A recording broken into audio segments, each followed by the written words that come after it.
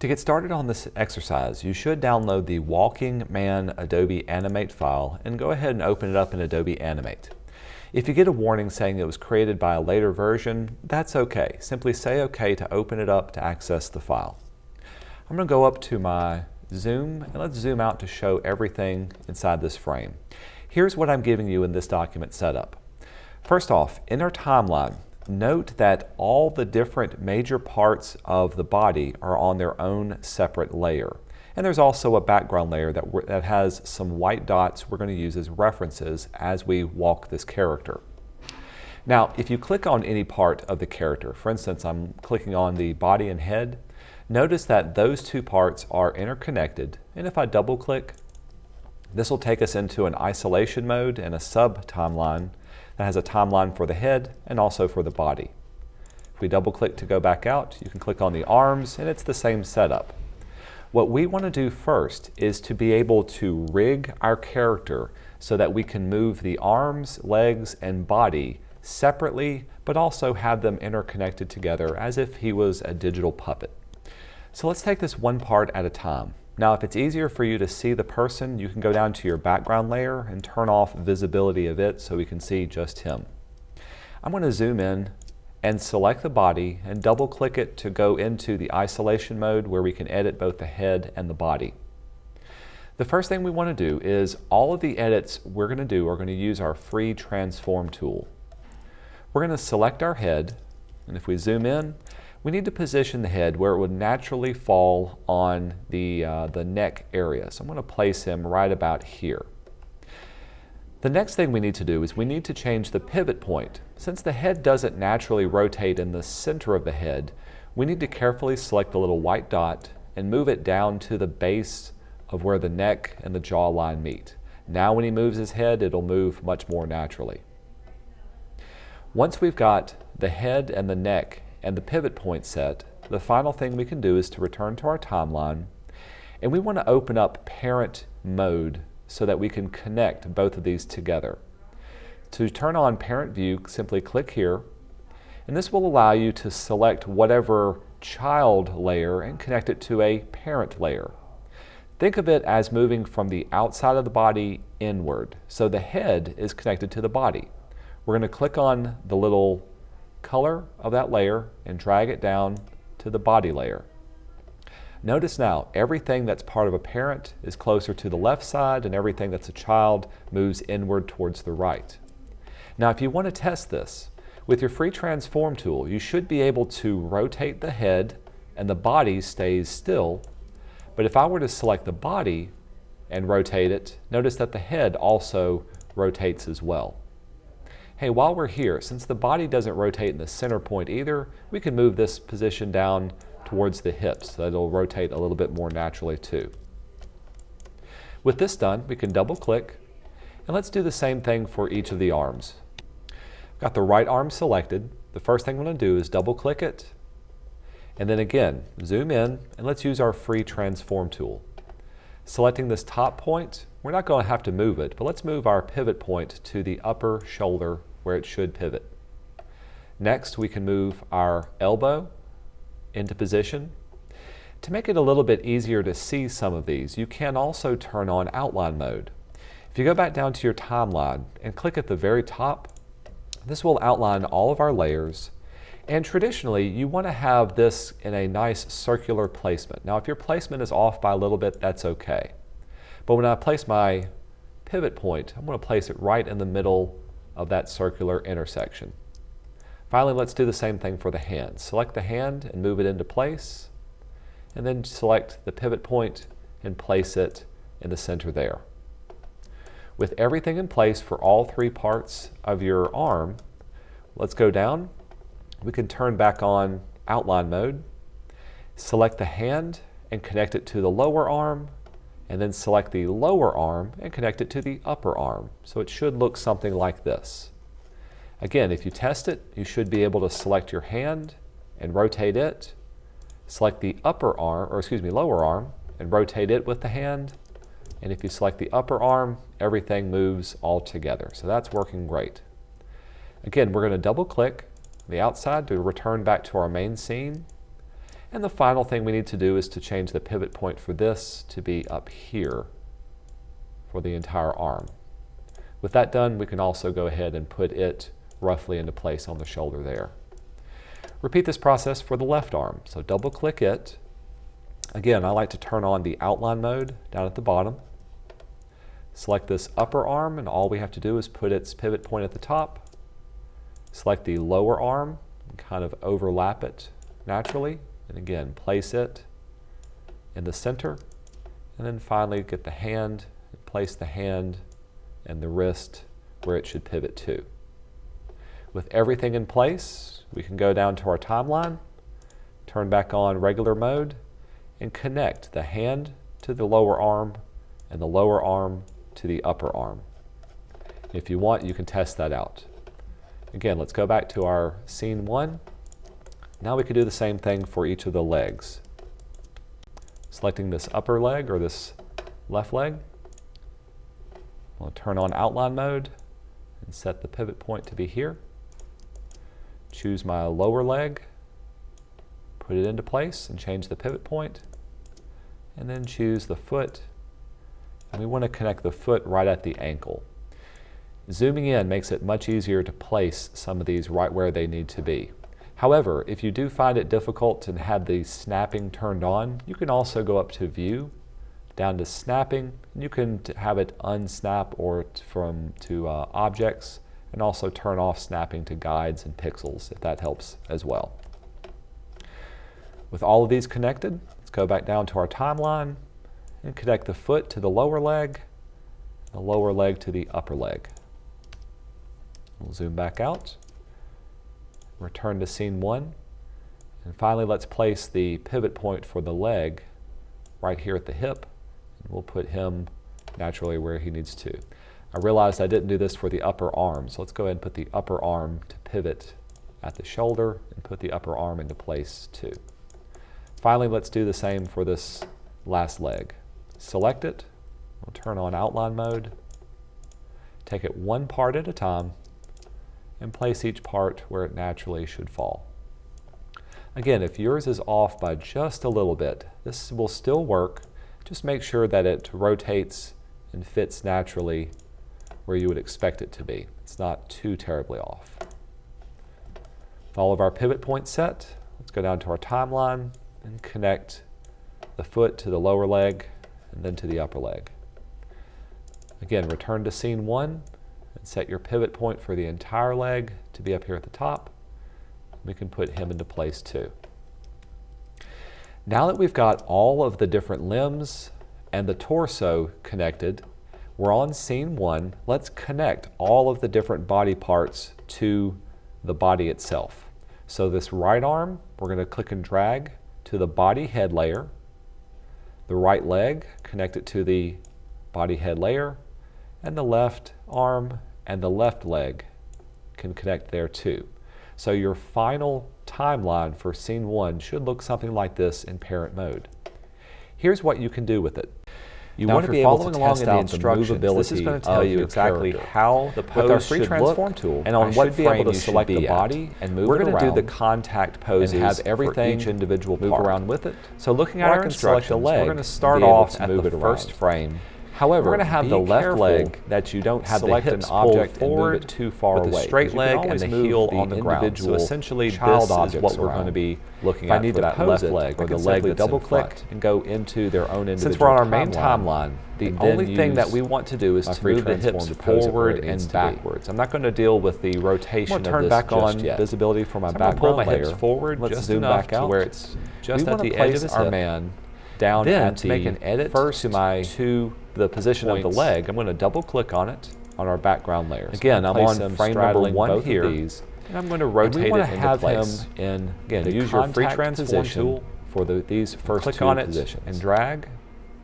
And we're going to make our leg as straight as possible, and the foot should be, looking at our example, kind of lifted off the ground with the heel on the ground. Again, using that dot as a reference point. With this nice and set up, we can double click and go back to scene 1. Let's deal with the right leg.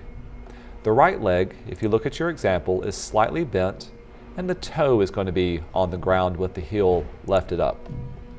Since we're on our main timeline, all I'm going to do is to slide my hips back as far as they'll go.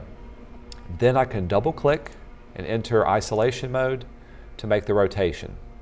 One thing I want to emphasize is that you do not need to do any rotation on the main timeline. The other thing you may want to do is to play around with the height of your character. If you find that you can't quite reach the ground or quite reach that entire area, that's okay. I'm going to go back as far as I can, and then if I need to, maybe I'm going to bring my entire body down just a bit and readjust him where he needs to be. Now he's touching here, and now I can go back and realign and reposition his foot to be right here. They can be off by just a little bit. Again, these markers are simply meant to be a basic positioning of your character. So this is our contact pose for this first frame that we're working on. The next thing we need to do is to have him step forward, so he's going to be moving his back foot to the next contact position while keeping this foot relatively in the same spot. If you look at your instructions, that's what we're going to be creating for this position. And this is going to happen every 12 frames, simply swapping out the 2 feet. So the next frame we need to be on is frame 12. On my timeline, I'm going to go down to frame number 12 and select all of the frames on every layer and hit F6 to insert a keyframe. With all of them selected, I'm simply going to move him straight forward and relatively into position here. If it helps, you can also turn on your onion skin to see the previous frame and the previous position that he was in with this one. With this done, now let's take it one bit at a time, and we're only going to be moving the legs for our character. I'm going to select the forward leg, in this case the little right leg. Let's move him back. Then I can double click to go into the isolation mode. And before I do anything, make sure to add keyframes to this position. If you have auto keyframe turned on, this will help, but just in case, I'm going to go ahead and add some keyframes to all the different parts. Now I can have it bend and match the previous position for the other foot. So I'm going to pull back, select this one, pull it up in this place, right about there.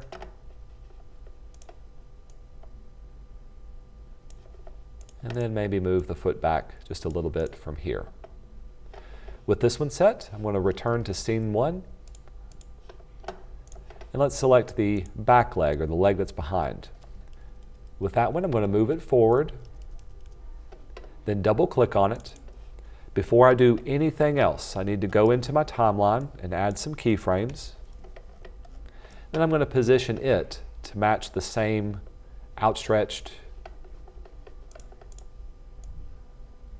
forward position.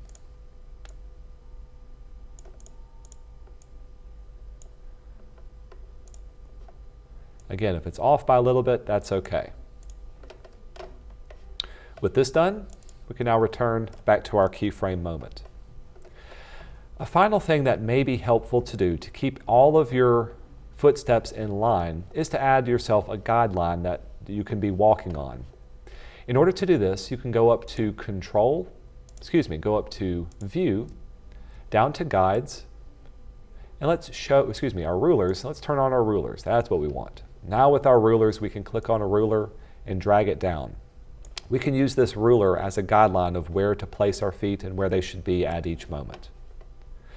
What we need to do next is to repeat this process of walking from one dot to the other and skipping every 12 frames.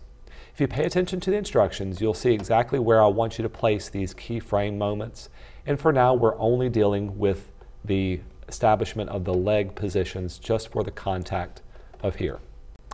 All right, now I've skipped ahead, and you can see at every 12th frame, I'm moving the character forward and he's swapping up the position of his feet.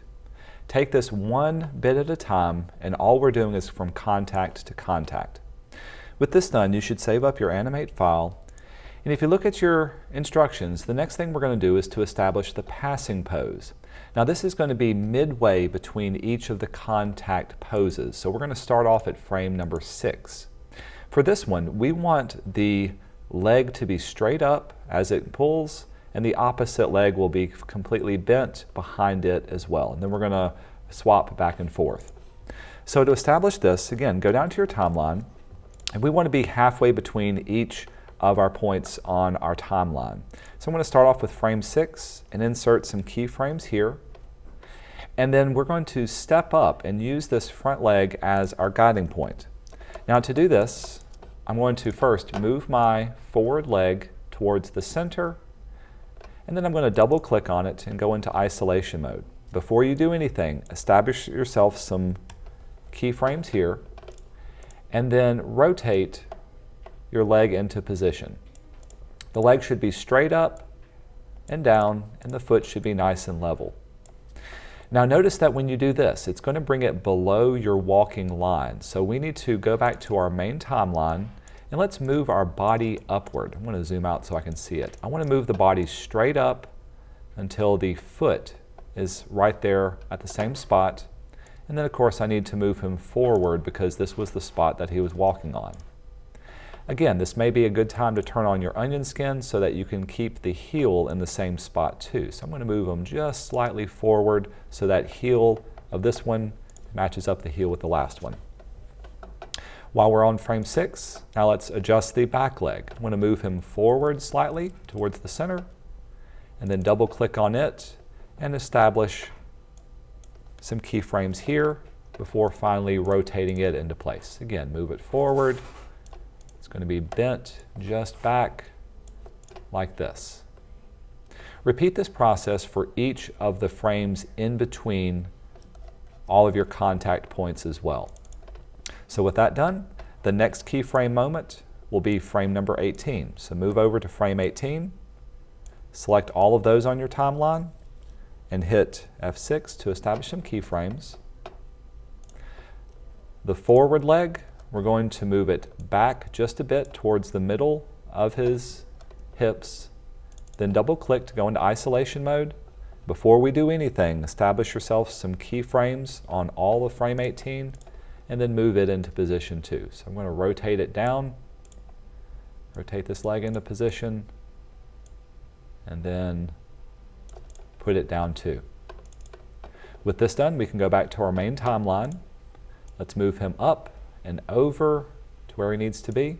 I'm going to turn on my onion skin so I can keep that heel right at the same spot where it's at. Now let's work on this bent leg. We're going to move it forward just a bit, double click on it, establish yourself some keyframes inside of here, and then let's bend it for a passing pose too. And there it is set for that. And double click. Repeat this process for all of the other poses that's in between your contact poses. Again, looking at your instructions, this should be for all of the ones in between, 30, 42, so on and so forth. Now for the sake of time, I'm going to just go back and talk about the up and down poses that should come next. We're going to back up to frame number 1. The next set of poses will establish the lowest points for your walker. This is the down pose. We're going to start in between your contact and your passing keyframe. So in this case, this will be frame number 3. For this one, we want to have the forward leg completely bent with your foot on the ground, and the back leg still slightly bent with just the toe barely coming off the top of it. So to do this, let's go into our keyframe. We're going to move the hips slightly back. First of all, let's go down to our timeline. Again, keyframe number 3 is where we want to start because we're in between our contact and our passing pose. Give yourself some keyframe moments. Now we can select our hips and move it just slightly backwards. Double click on it to go into isolation mode. Before we do anything, establish yourself some keyframes here. And then let's bend our pose and have it set. So in this case, we want it to be slightly bent. I'm going to go ahead and just bend my lower leg, have my foot on the ground, I'm going to bend this up just a bit more. When we go back to our main timeline, we need to move the body downward and have the heel in the same spot. So I'm going to turn on my onion skin, move him down and over so that that heel stays roughly in the same exact spot for this one. With this done, let's double click on our back leg. Oops, excuse me, before we do that, let's go and move it forward just a bit. There we go. Now we can double click on our back leg, establish some keyframes inside of it, and then reposition it to move it up and slightly forward as well.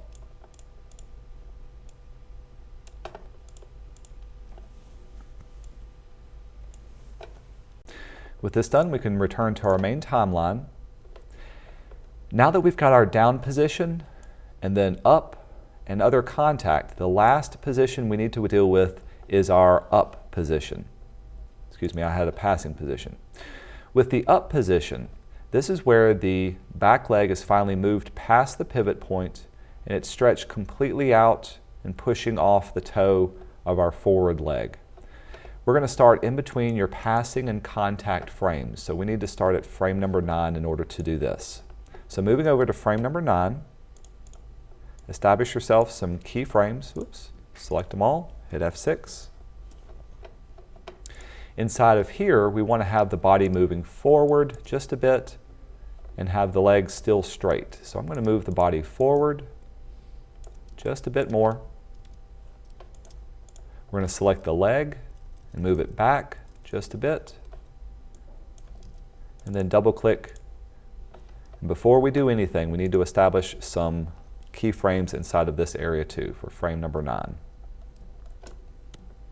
Again, you may have to turn on your onion skin to see where it was before. So I'm going to turn that on first. There we go. Now I can double click on it.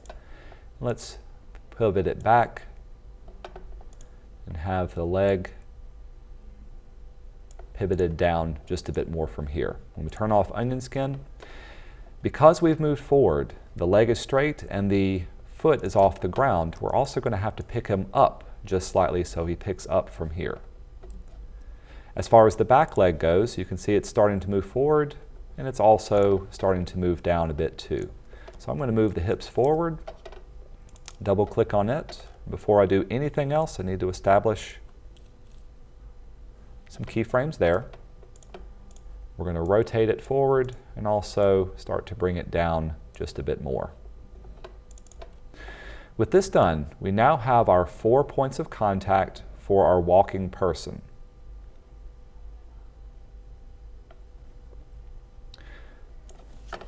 Next, we can start to deal with the arms as they swing back and forth too.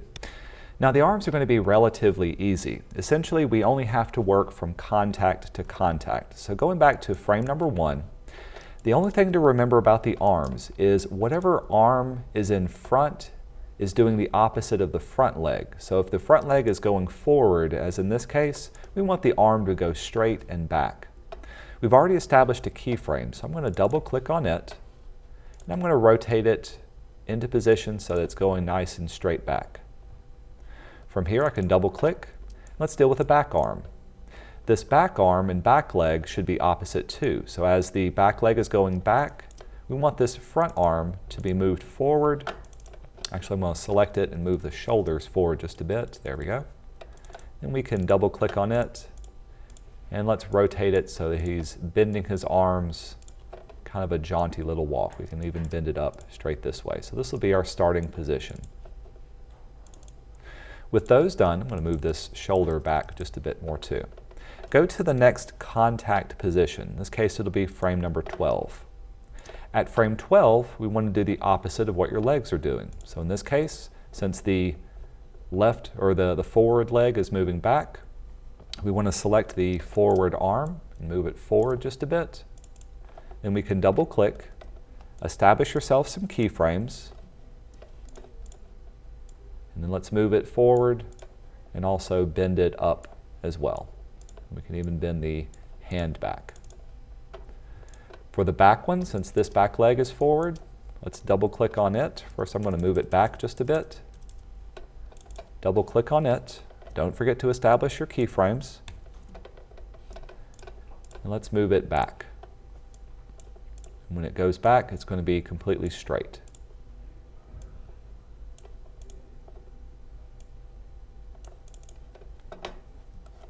So now we'll repeat this process for each of the contact points only. So as he moves forward, swinging his arms back and forth.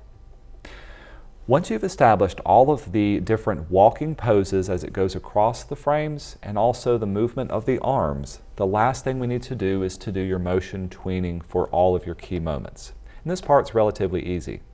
Simply on your timeline, select all of your keyframes and choose to create a classic tween for those. In this case, I've only done the first ones. Then you can go inside of each of your objects and create classic tweens for them too. Notice that this will simply do your swinging for your arms. So there's that arm. Let's do the same for this one. And we can do the same for the legs and the torso.